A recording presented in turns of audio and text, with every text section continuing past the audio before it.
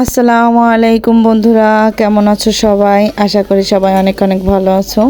তো আজকে হচ্ছে রসপাকন পিঠা বানাবো, আর সেই পিঠা বানানোর জন্যই হচ্ছে আজকে দুটো নারকেল ভেঙে নেব।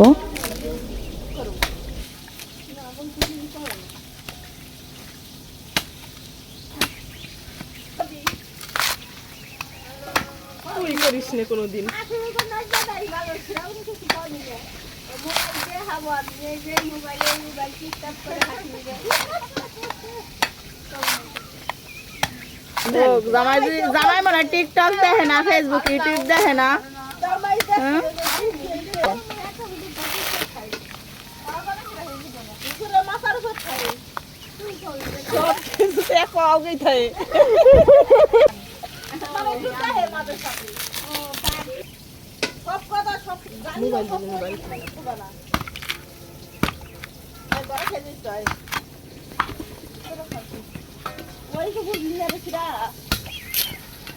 এই যে বউ আর মায়ের প্রতিযোগিতায় এটা বেটা মরে গেল। হ্যাঁ, ওই অনুরাগেই মরে গেছে। বেটা বিএসসি পাস, বিসিএস পাস। মরে গেল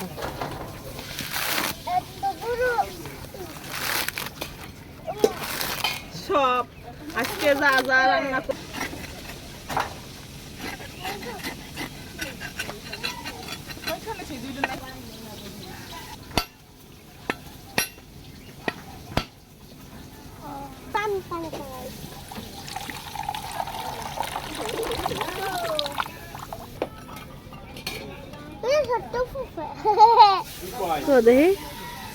আমার হচ্ছে নারকেল ভাঙা শেষ।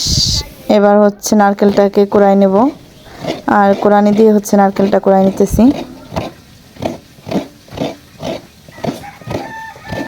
আর এদিকে হচ্ছে পিঠা বানানোর যে প্রধান উপকরণ সেটি হচ্ছে ময়দা নিয়ে নিয়েছি। আর এই ময়দাটা হচ্ছে আমি প্রথমে চালন দিয়ে চেলে নিছি। আর এখানে হচ্ছে 1 কেজি পরিমাণ ময়দা নিছি, আর এর মধ্যে দিয়ে দিলাম পরিমাণ মতন লবণ, আর এবার দিয়ে দিলাম হচ্ছে কুসুম গরম পানি। এবার এই ময়দাটাকে খুব ভালো করে মাখিয়ে ডো বানিয়ে নেব।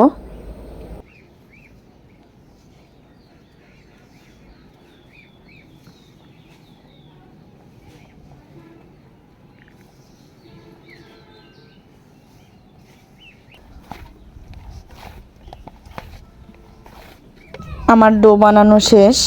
এবার হচ্ছে এর মধ্যে দিয়ে দেব সয়াবিন তেল। সয়াবিন তেল দেওয়ার পর আবারও বেশ কিছুক্ষণ খুব ভালো করে মথে নেব।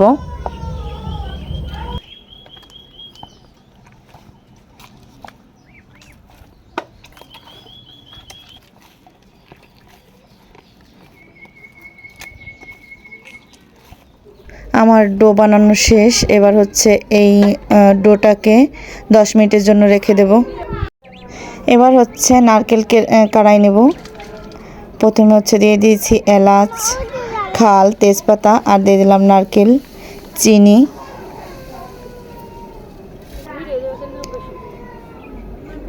এবার হচ্ছে দিয়ে দিলাম তালের ঝোলা গুড়, আর গুড়টা দিলে কালারটাও সুন্দর হবে আর খেতেও মজা লাগবে। তো এবার হচ্ছে নারকেলটাকে কাড়িয়ে নেব। আর এই নারকেলটাকে একটু নরম নরম রাখতে হবে, আর যেহেতু এটা রসপাকন পিঠা এজন্য পুরোটাই নারকেল দিয়ে ভরে দেব।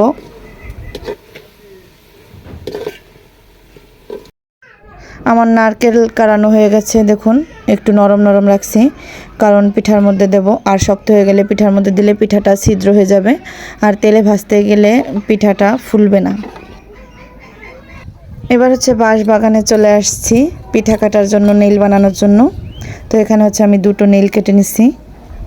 এবার হচ্ছে ময়দার ডো থেকে অল্প একটু লেচি নিয়ে খুব ভালো করে পাতলা, একদম পাতলা করে রুটি বেলে নেব। দেখুন রুটিটা কিন্তু আমি একদম পাতলা করে বেলে নিছি। এবার হচ্ছে এর মধ্যে নারকেল দিয়ে পিঠাটা কেটে নেব। আর যেহেতু রসপাকন পিঠা এজন্য পুরোটা পিঠাই নারকেল থাকবে। দেখুন, আর পিঠাটা হচ্ছে এভাবে নীল দিয়ে কেটে নেব। দেখুন কত সুন্দর হয়েছে পিঠার শেপটা। আর এভাবে আমি সবগুলো পিঠা কেটে নেব। আমার পিঠা কাটা শেষ। এবার হচ্ছে পিঠাটাকে ভেজে নেব তেলে।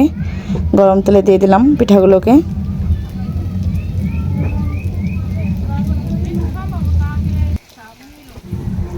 আর এই পিঠাগুলোকে ভাজার জন্য হচ্ছে আমি পাটখুরি কেটে খুন্তি বানাই নিছি। আর এই পাটখুরি দিয়েই হচ্ছে আমি পিঠাগুলোকে উল্টে নেব। পিঠাগুলো যখন বাদামি কালার হয়ে যাবে উল্টে পাল্টে দেবেন। বাদামি কালার হলেই পিঠাটা হয়ে গেছে।